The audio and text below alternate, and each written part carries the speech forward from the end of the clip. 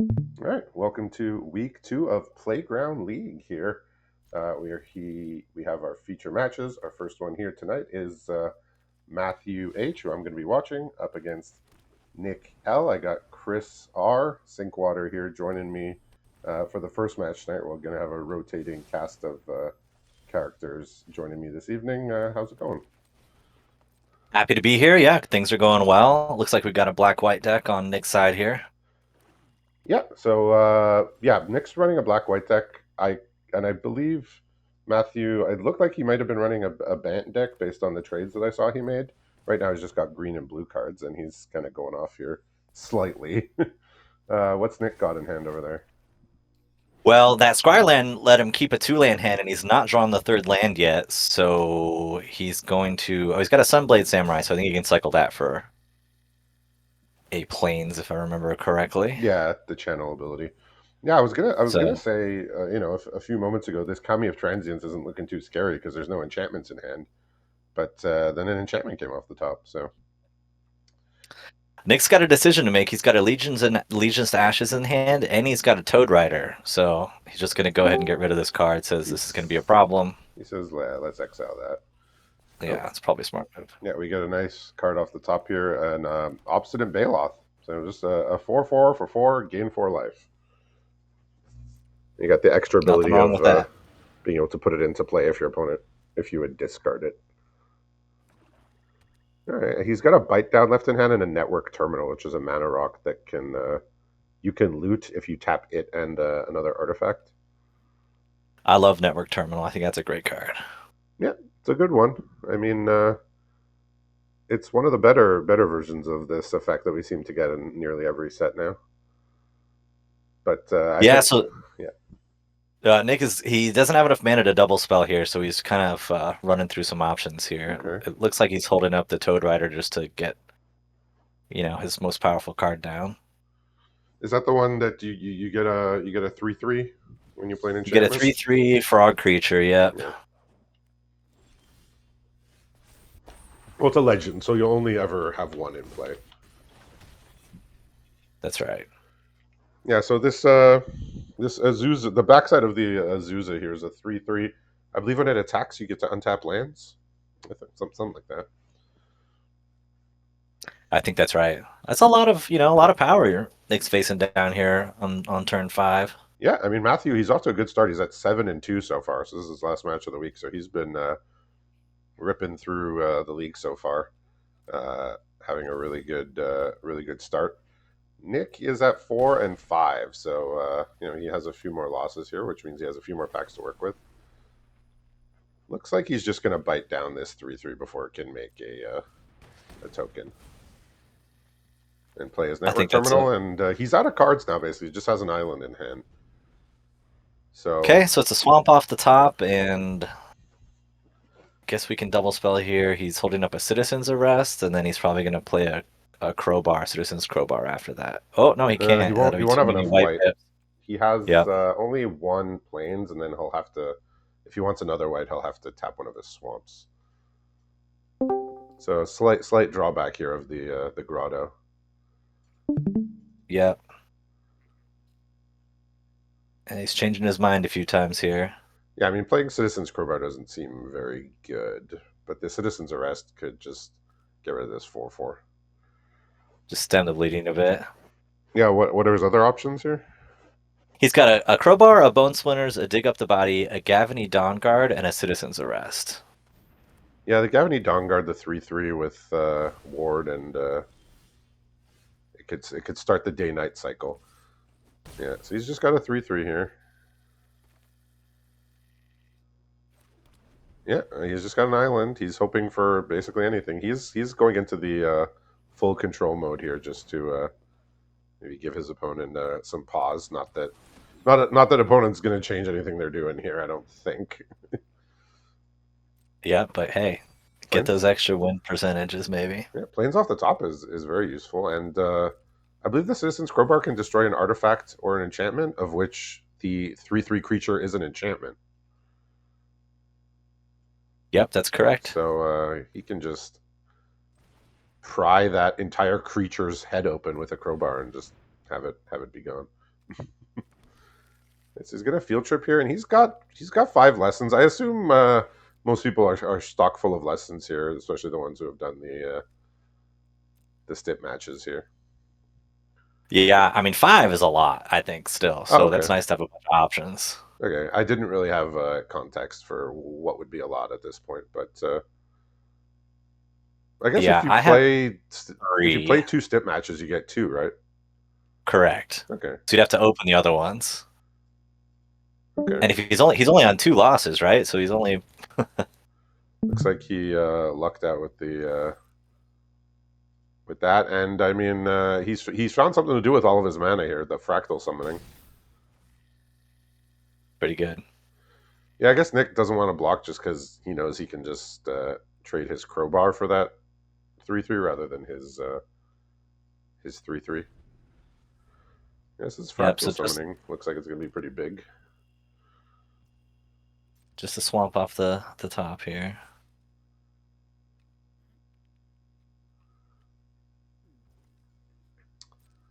Yeah, so if Nick plays nothing, he will get to trigger the Dawn Guard and he'll get to look for a creature.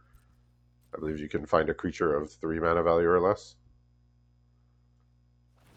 Yeah, and he doesn't have anything really worth playing, so it's going to work out for him. Yeah. So he's just going to get rid of that. He said he has a Bone Splinter still. Yep, a dig up at the body and a bone splinters. So 4 Pretty cards, good look at a. options. Okay. Find a 3 mana He, creature. Pretty nice. he's got the LS Il Core and the Shyly. I don't think I pronounced either of those correctly, but The LSL core, that sounds correct. This one, I don't know if there's a correct way, but this one is almost cheating because you can actually play a 4 drop on the backside if you wanted to. yeah, that's not bad. All right, well, he's just going to make a gigantic creature here. He's drawn to destroy evil, has Matthew. So that's a white card. So I did say, based on looking at the trades he made, I thought he may have some white cards in his deck as well.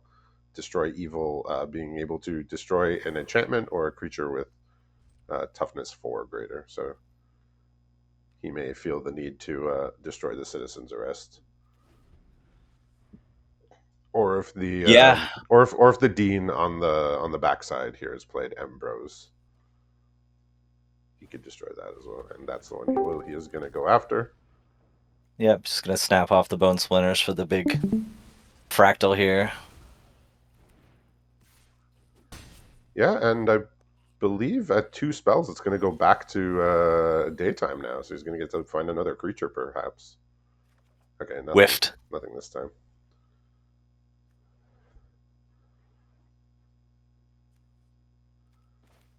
Yeah, so Ambrose does quite a lot. I think he says, I don't want him to do anything here.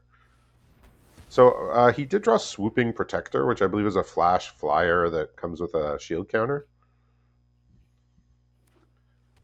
if I recall. Okay. You got an island here, so maybe there's some. Well, I mean, there's definitely something to do with that blue mana in the deck. Yeah, let me see if I can figure out Eh, we'll see what during you might sideboard here. splash for. Katos, maybe? Queza? All things struggling to pronounce. Yeah, I mean, the nonsense words just get more nonsensical as the years go by. It seems. So he's got this dig up the body, which doesn't seem like a bad I mean, option. he could also just pass and trigger the Dawn Guard again, but yeah, he's Yeah, just gonna do that's that. true. Smart move. Interesting that Picks Matthew up a knife over didn't. here. Okay, that's a nice one. That's a way to get rid of this. I believe the Swooping Protector is a 2/1, but I'm not 100% certain.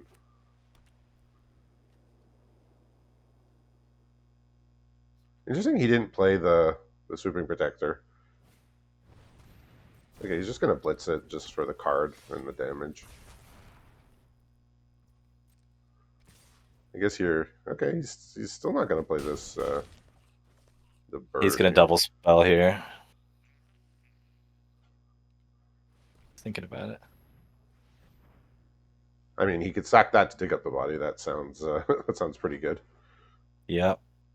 then he'll get to go back to daytime again. So I I don't recall ever seeing day and night get switched this many times back and forth, but it's been a while since I played any of those formats either. And pretty tight play by Nick, just doing everything kind of in the correct order here. Seems pretty good. And he's got some good ones to get back. He started with the Toad Rider, and he's going with the Sleeper, which is if you kick it, it's like both players sack a creature. Nice to hold up on an empty board. So And so he is for going to your play for his your 2-1 opponent, here. And another creature drawn, and a good one, too. And just another land here. So Matthew got off to a nice start, but having a bit of difficulty here. and Ward isn't going to prevent the sack effect, right? Nope. And it's Nope. So not. it's It's a gonna shield look pretty good. counter, but yeah. Oh, shield counter. That's what I mean. Yeah. Right.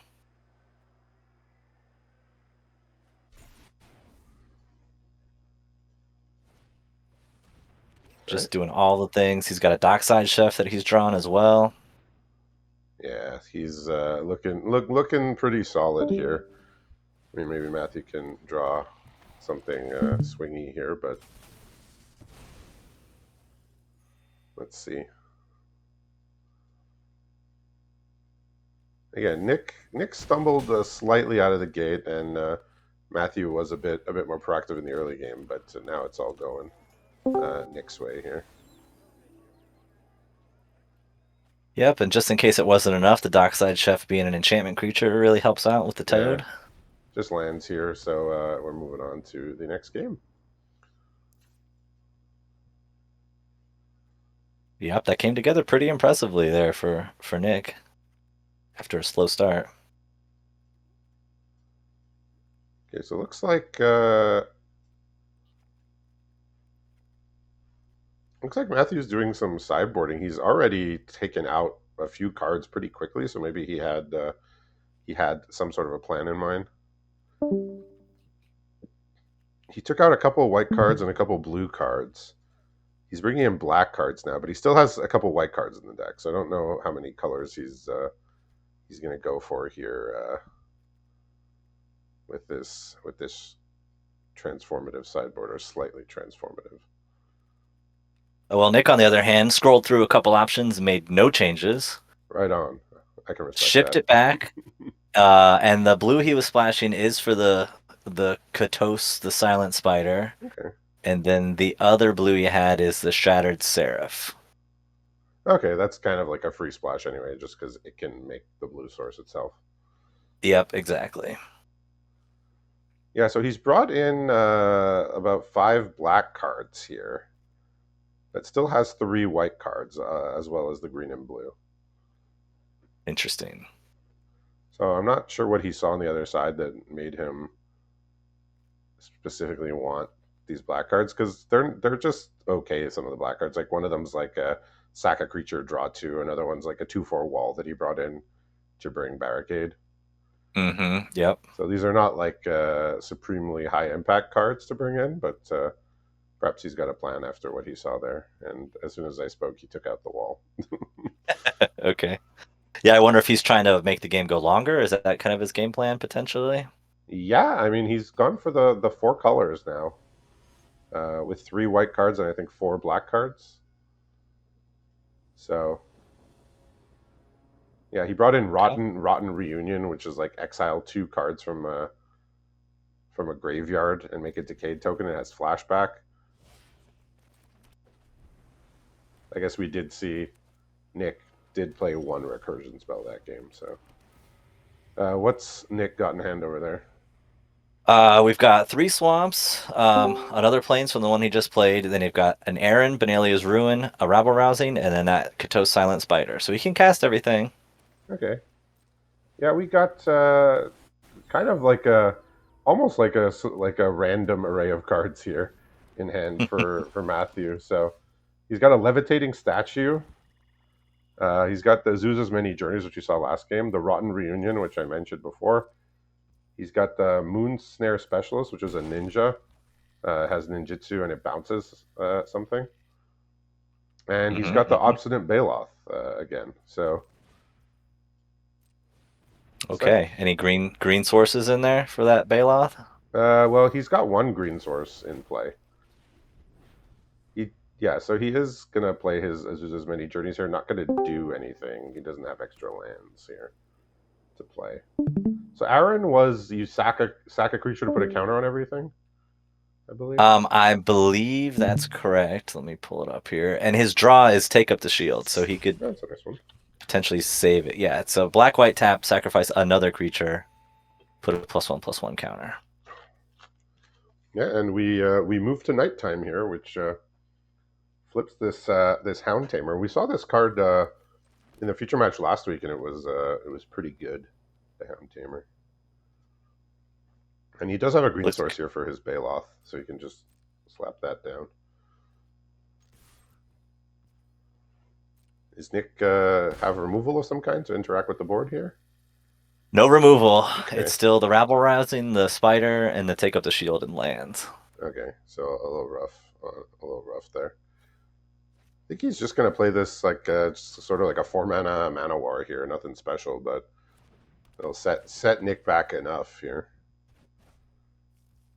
Yeah, keep the pressure on. So levitating statue, I believe you could pay 2 to turn it into a flyer. I believe that's right. It's a 1/1, and that has +1/+1 for all the counters that are on Yeah, it. and you get a counter when you cast a non creature. So he's going to be casting a non creature here in Rotten Reunion, perhaps. Even though there's nothing in the graveyards, yeah, he's just gonna pay 1 mana for a 2/2 Decayed. Okay, feels like he wants to put the pressure on. Yeah, well, he's probably figured out there's not too much going on in Nick's hand. It's either slow or just land heavy or both. Uh, so he feels pretty okay about just sending everything here. He's even going to attack with the Decayed here because he could put a counter on it with with the Hound Tamer. Okay, Nick choosing the conservative play here of. Yeah, Oh, I see. Yep, I forgot about what that card did. yeah. So the take up the shield is going to work nicely here, but it's not like a super blowout here. You're just and he's gaining some life. He's making a 4/4, but Matthew didn't lose too much from his board there. Yep, we do have a overwhelming remorse just drawn, so we've got some removal now. Okay, he's probably wanting to get rid of that the wolf. But it's 2 lands and 3/5 drops in hand. Well, I mean, at least he can cast his 5 drops. Yep. Yeah, not yeah. Matthew does have the obstinate Baloth and a return to nature, but nothing to interact here. Just some cards. All right. Says time to attack you. Imagine he's going to attack all here. Yeah. Yep. Doesn't really have anything better to do with his mana specifically than activate this Hound Tamer. I mean, obstinate Baloth is fine as well, but he'll be happy to use it in combat here if need be. Yeah, Nick's gonna make him do it again. Oh, it's whenever it becomes blocked, you untap lands. Okay, sure. Interesting. Likeness of the Seeker.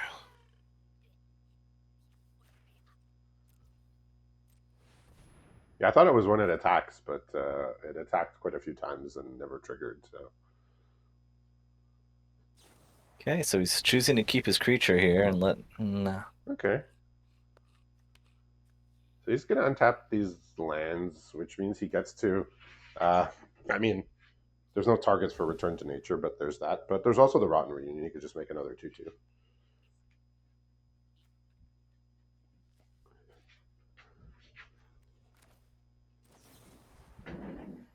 Taking kind of a lot of damage here.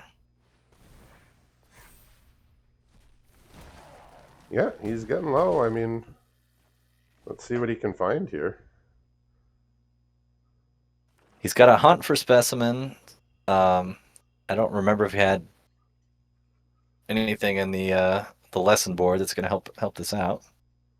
Yeah, there are a few lessons that can interact, but they're not the ones you would get from the stips because they're uncommons.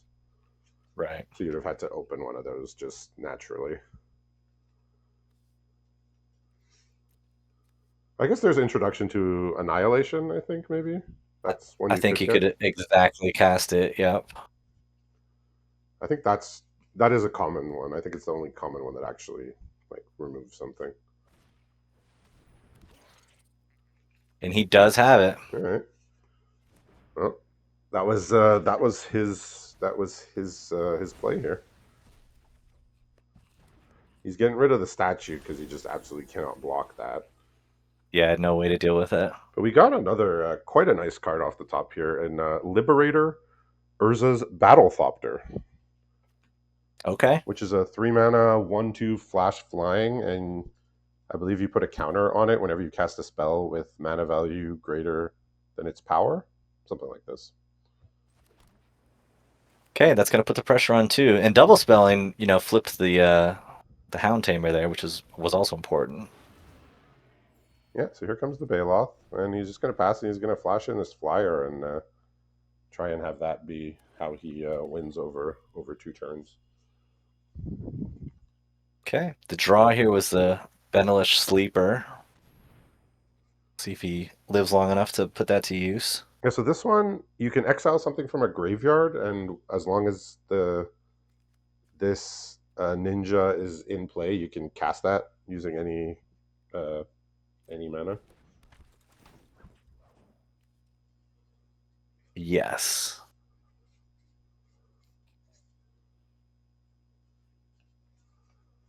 It looks like he's gonna take the Moon Snare. I think that's the only card in there anyway.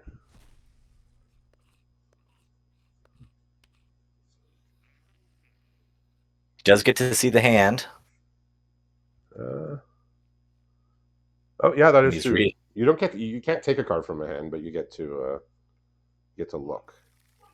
I mean, you get the added bonus of you get to see your opponent's whole deck. Like there's a few cards like that like you just get to look at the whole deck when you play it. Yeah, nothing wrong with that. Yeah, I know. I think it was Wilds of Eldraine League where I had that rare called the End, where it's like exile a creature and then you get to remove all the other copies from their deck. But it's like I just like looking at their whole deck. Like that's just great. Like oh, I get to exile a creature on top of it. That's fine. But Yeah. really, I'm here to just look at your deck. All right. Well, here comes the Battlethopter. That is most likely going to end up back in hand next turn. Yeah, Forest here, no good.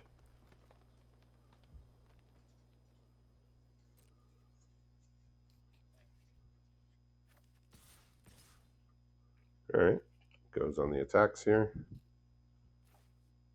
Yep, gonna force something to happen. He can activate the Tamer twice now too. Yeah, he's gonna force or he's gonna hope, he's gonna try and force this the Silent Spider to block because if that goes away, then Nick does not get to cast the card. It's not like a Gonti effect where like you exile it and you could play the card as long as it's exiled. I believe the in this case the creature does have to be in play.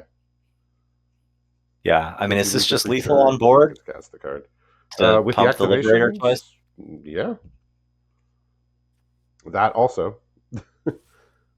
But I mean, Matthew's respecting a potential removal here, so can never be too careful. Nope, that's good. It's good play. But it does appear that he is likely to find the line here.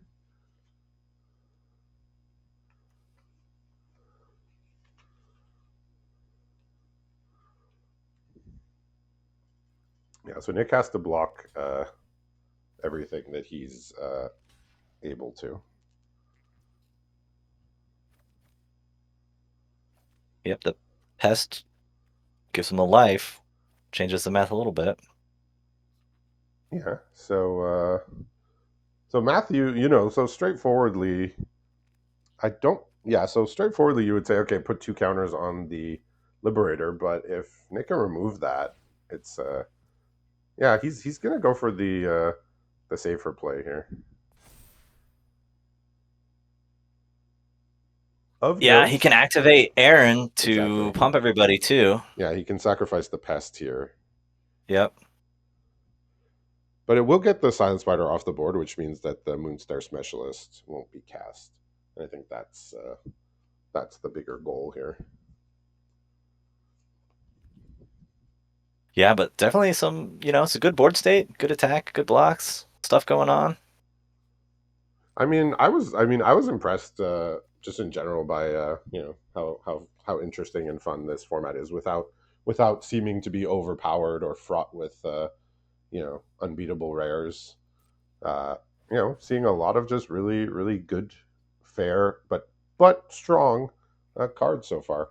Like I'm not playing in the league and I haven't seen too many matches, so last week's feature matches were kind of my first look at what kind of decks people are running, and I liked what I saw, and I'm liking what I see tonight too. Here,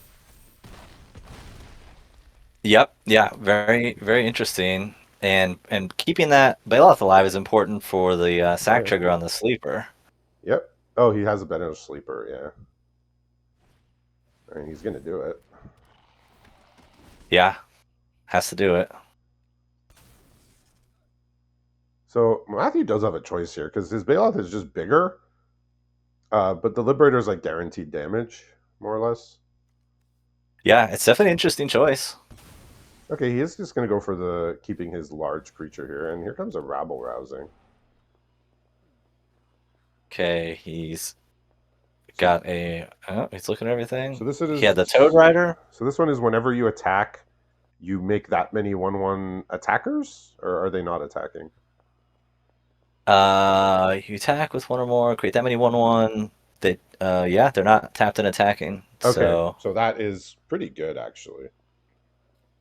yeah, So he can actually trigger that. Yeah, he's gonna. I believe you need what 10 creatures to get the trigger. that's correct. All right, so I mean, this is just like a chump every turn, but I mean, he does have the return to nature here to blow up this enchantment. So he's trying to figure out if he wants to do it now. There's no reason. Well, he could just do it right before combat, I would say. Yeah. Because if he goes to attacks, it's too late. Yeah. So now's the time. Anything off the top here for Nick of note? Just a swamp. All right. So it looks like Aaron is going to be headed to the graveyard, getting in front of this Baloth next turn. All right. He's drawn a Root Coil Creeper, which I believe is a mana dork that can. It does something with flashback cards, I believe. Okay. Tap it to add 1 mana of any color, or to add 2 mana of any color to cast spells from graveyard. And you can exile it to get a flashback card into your hand. I believe that's in exile. Yeah. It was So just the planes off the top for Nick, and he has already shipped the deck back. I No like it. sideboarding I like decisions. it. I'm a frequent follower of this strategy, for better or for worse. I know I should probably spend more time, but I feel like I'm an overthinker, so might as well just think less when I can. Yeah, I mean, there's sometimes you're like, okay, let me bring in the artifact removal or Yeah, whatever. flyer, Otherwise, yeah, that kind broken of thing. wings, this, that, and the other. Yeah, once in a while I'll be like, okay, they have a lot of 1 damage effects, or like 1/3s, and like my 2/1s are no good and stuff like that. Yeah, I believe Matthew just sent it back as well. Very slow hand here though. Um, he kept 5 lands and a 5-drop creature, freelance muscle, and a spinning wheel kick, which is that it's like XX green green, and your creature basically deals its damage to X creatures. Yeah, love that card. But more land, another land off the top for Matthew. He has drawn another spell here, but it's a 4-drop. What's Nick got going Oh, on? well, so he's gonna get his Aaron back down, and I think that's gonna be his game plan. He's got a hunt for specimens, he's got a Rite of Oblivion, and a Shattered Seraph. Well, that Well, the hunt for specimen, and the rite of oblivion go pretty well together, I would say. Yep. And just nothing but nothing here. We got a Moonstare specialist, which you could play next turn, which is the creature that bounces something. Hmm. Okay, picking up a pest summoning. But Nick's really doing what his deck wants to do, I think here. And his draw for the turn was Long Reach of Night, so it's going to keep the board clear for another turn, too, which is going to be pretty oppressive, I think. Yeah, and the draw here was a Reckoner's Bargain, which is like sack a creature, draw two cards. So also not exactly looking great on this board. Nope. Let's see. I mean, Matthew's still at 16, so his life total is not like under immense threat. But Nick's definitely got a couple of potential engines going here. It's a plains off the top.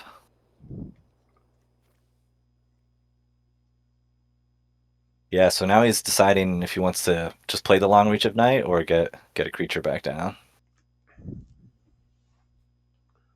Long Reach of Night is they sack or discard. Correct. Yeah, that doesn't Yeah. seem that good. Matthew has a lot of cards in hand, and a few of them are lands or don't do too much. So I don't think he'd be too upset about. I don't think Matthew would be too upset if he saw the Long Reach of Night come down. Yeah, and of course the other side of that is you have the 0/4 that gets plus X plus O for every creature in your opponent's graveyard, but there's nothing in the graveyard, so Not this time, no. Looks like once again he's going with the fractal summoning, just needing a big creature, something to do with all of his mana that he's amassed here. Right, so okay, he's pretty gonna draw a interesting. card. Dockside Chef Draws a costs what? It plains. costs two to activate, right? Correct.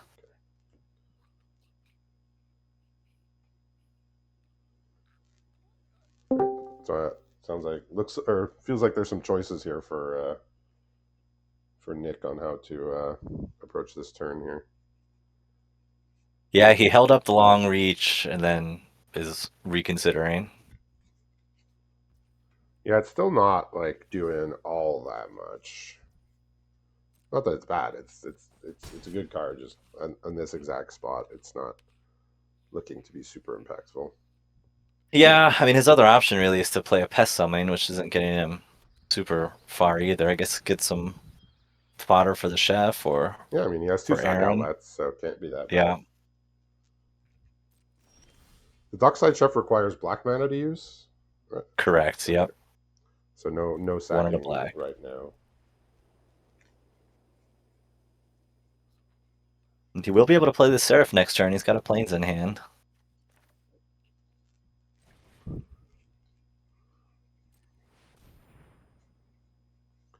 That's just a 4/4 flyer for 7. Yes. That's I think you gain life when it comes in, but You gain 3. that is not a lot of power and toughness for the mana that you fed.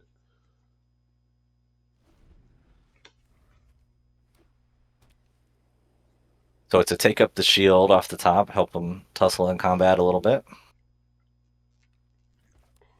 Yeah. So for the lack of spells that Matthew has cast this turn, like his life total is still pretty okay, all things considered. Yeah, not bad. Okay, the Rite of Oblivion. It's gonna come. It's gonna exile this, but he's going to sack it to draw two, and I believe he's gonna gain 5 life here. Yeah. It's going to work out pretty well. Yeah, I mean, it was. I mean, the that card wasn't looking good when he only had one creature in hand, but he found a spot for it here.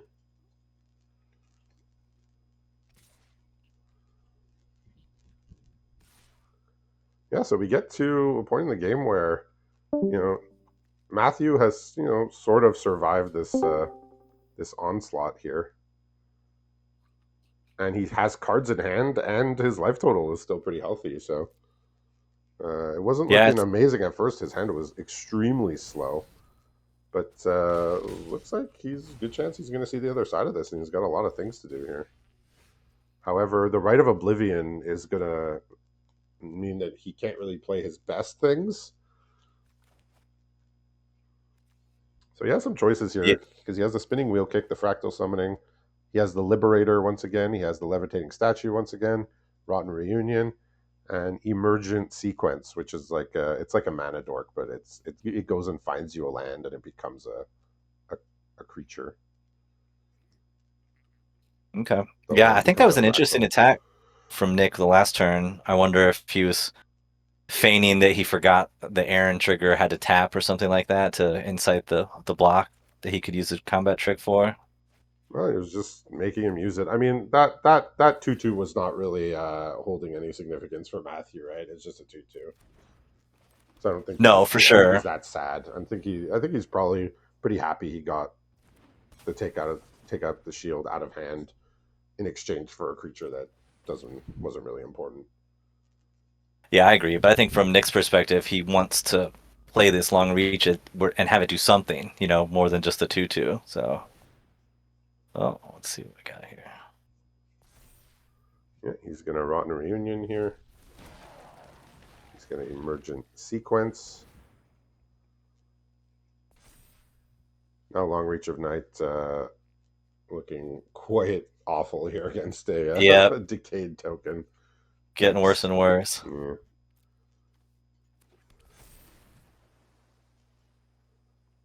Yeah, Long Reach of Night is weird because you want to run it out early to get something, but it probably means it's not going to attack with much power. Like the earlier you play it, right? The later you play it, the more likely it's going to have a bigger power, but also the trigger might not be as good for you. Yeah, and it's really dictated a lot of decisions, I think, in this game as well. He's decided now's the time, it looks like.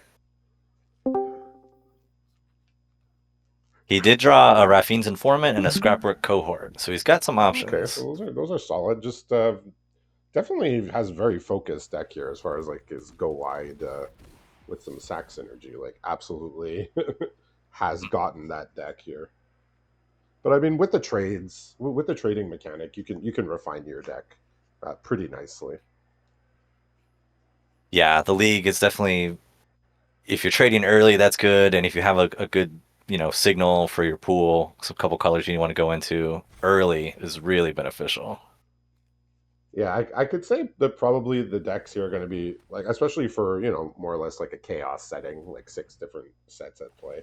Probably going to see a lot more synergy than people are expecting, but that's just because of the trading. You can pick up that synergy piece that nobody else can really use. Definitely. So getting some tight play with the sack and then Yeah, the unearth, and so he's going to get Aaron to add some power here. The zombie token can't block, yeah, so it's all just going he's through. definitely putting on the pressure here. And meanwhile, still at 25. Yeah, so this spinning wheel kick,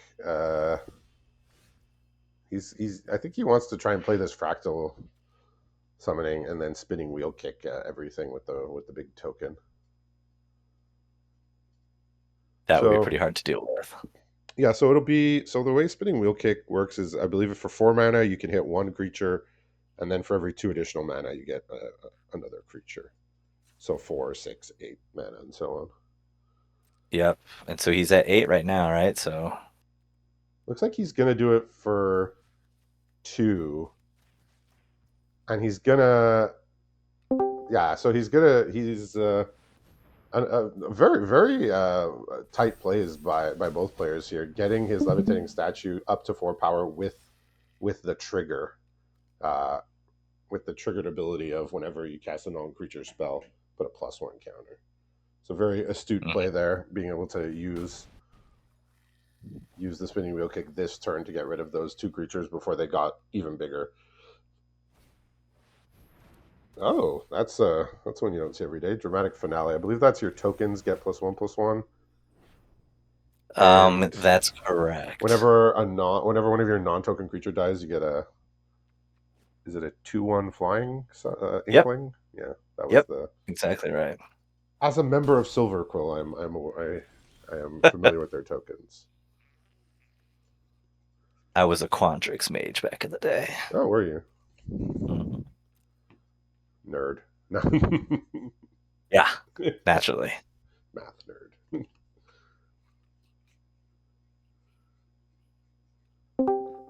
So yeah, we had a good time spitting out words. I think that's what the Silver Quill do. Okay, I like it. All right, so it looks like he's just going to make a big old fractal here. How about a 8/8? How does that sound? Sounds pretty good to me. Yeah, at 6 he does have to hold a bit tight here. He can discard his salvaged mana worker there. And it's just the planes in hand for Nick. Okay, we got another very nice draw here. The Obstinate Baloth has showed up again. He seems to make regular appearances here. It's going to give a little cushion that's pretty necessary right now. Oh yeah, this is the 4 life is gonna really be helpful here because Matthew's got a lot of damage to deal, but he does have things that can deal it in big chunks. So that life is going to be very useful here. Yeah, so if you're Matthew, you just start swinging with the artifact there. Leave everything else back. Nope, you're gonna go with the 8/8. Okay, I like it. He says, "Why deal 4 damage when I can deal 8?" That's just math. He would fit. He would fit well with the Quandrix, I suppose. Yeah, I mean, this is an interesting decision, right? Is like, can I afford to take 8? I can, but do I want to? I think he can take it at least once. Okay, Oh, okay. he's gonna opt not to. I mean, this replaces itself with a token, so whenever one or more non-token creatures. Okay, so interesting. So if multiple creatures die in the same combat, it's only one token being made, I believe. Yep, only triggers once. So Okay, so he's trying to dig up the body. okay, that could be good. I think he sacked the Animus here, right? And get a token out of it. And do it all again. Oh, could you do it all again? I suppose you could.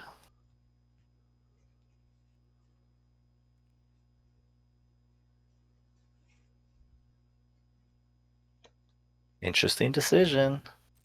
Yeah, no attacks here yet. Okay, I think he's just gonna sit tight for now. Matthew's gonna sack his land that he played all the way back on. I guess it was turn 1. But that one card could Okay. make a nice difference here. So he chooses. Oh boy, he's got lots of choices here now. Going Toad Rider. I see a diagraph horde there. There That is. was like a almost like a mythic common back back in its day. Oh yeah, that card is great. I mean, it's like a grave titan at common. Not quite, but yeah. That's what he's going for. And so a couple of But interesting draws here. Yeah. oh, well, I was going to say sacking the token didn't give him a trigger off of the finale. No, well, I guess he wanted to keep his Knight's Reach here. Looks like he is going to go on the offensive potentially. He was thinking about activating his statue. So in hand, he's got Shanna, which is the Bant mythic that cares about life gain. Oh, okay. I believe it's a 3/3 first strike lifelink. At the beginning of your end step, you may pay X if you do draw X cards where X can't be greater than the amount of life you've gained. Yep, that's the one. And he's also got Protect the Negotiators in hand, which is a counter spell.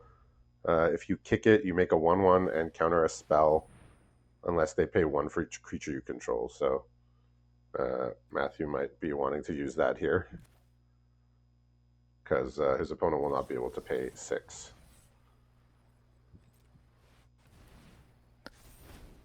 Might as well use it when you can. Yeah, I mean, he doesn't want he doesn't want three bodies showing up on board there when he's at 10. Nope.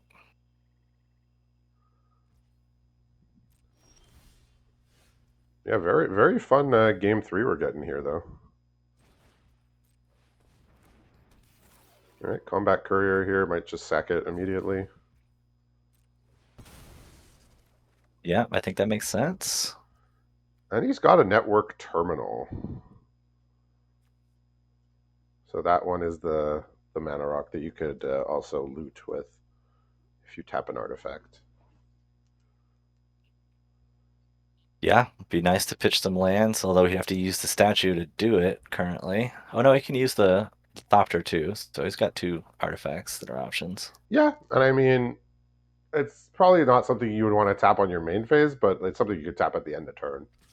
Definitely. Right, like if you have like a trinkety artifact lying around, or like a 1/1 artifact creature or something, you can tap it on your turn to loot, which is better. But you might just not play it here, just leave up multiple things. He only has the Rotten Reunion and the activation of the Levitating Statue. Okay, so we did get some action here. That he's slow rolling for everybody. Little drama. There we go. Okay, okay, that's a way to get some ping damages in potentially. Of note, no more sack outlets for Nick. So if his creatures are gonna go to the graveyard, it's gonna have to be through combat, pretty much. Yeah, and it may just end up being a death touch creature, you know? Oh, of course. The Liberator has the extra text of you could play colorless spells as though they had flash. So that's how he got that network terminal in at the end step. Very cool. Yeah, looks like Combat Courier is going to come. Just a broker's hideout off the top, so nothing of note, but Could have tapped it and with the terminal and ditched could it, have tapped it, and then yes. Sky. Yeah. But he's got other things he can tap. All right, here comes an 8/8. It's not an easy decision here. He's just gonna go to jumping it. Yeah, so he has quite a lot of flying now. If Nick can find like one removal, there's only one flying blocker. He can get in a good amount of damage from that. Like that's 9 damage flying. He does get to pay one and draw one, so That's pretty nice. and it's just a land. Okay, well we've got some removal. Okay, I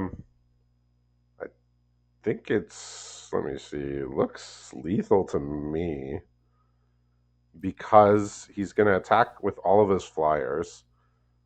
The 4/4 is going to get blocked.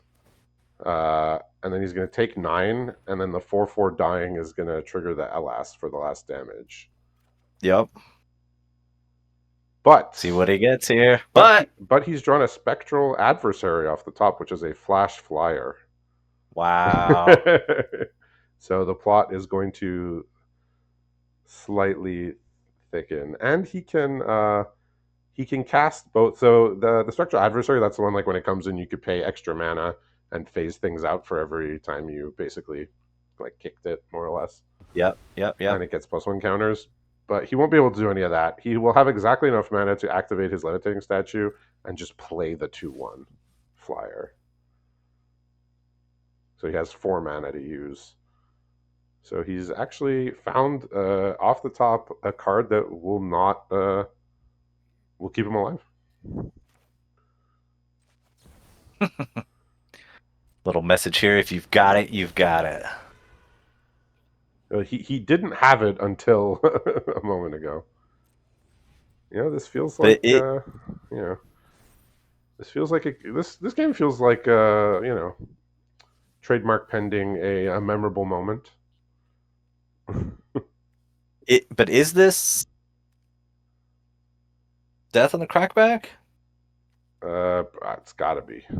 It might, It's gotta be. yeah. Yeah, so Matthew's going to go to 1 if he blocks this way.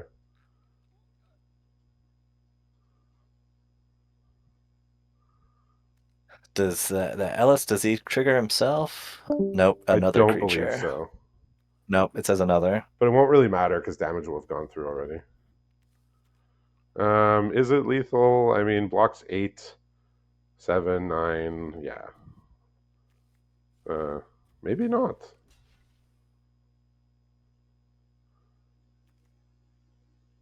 And it's just the planes in hand Okay, for and we Nick have here. just a Wither Balloon campus over here. What a game. So Nick will block the fractal, and he'll take 7, 9, 13, 16, 17. And Matthew can pump his levitating statue by casting the Rotten Reunion, so it will be lethal by my count here. He's just figuring out how to block here. I think he definitely does not want the 4/4 Seraph to die because then he'll get a token. Oh, so with Harmonious Emergence off the top here, that should be which is another attacker. That should be absolutely more than enough. It was enough already, but now it's above and beyond. Now he However, can just swing with abandon. I mean, he has 1 card in hand. I mean, I don't think Matthew can expect that card there to be a 1 card that can get him out of this. So Matthew is going to get the win here. Very tightly contested game. Both players playing extremely tight here and making many shrewd and good plays. So good job for both of them, and congratulations to Matthew for the win. We'll see you back for a second match in a little bit.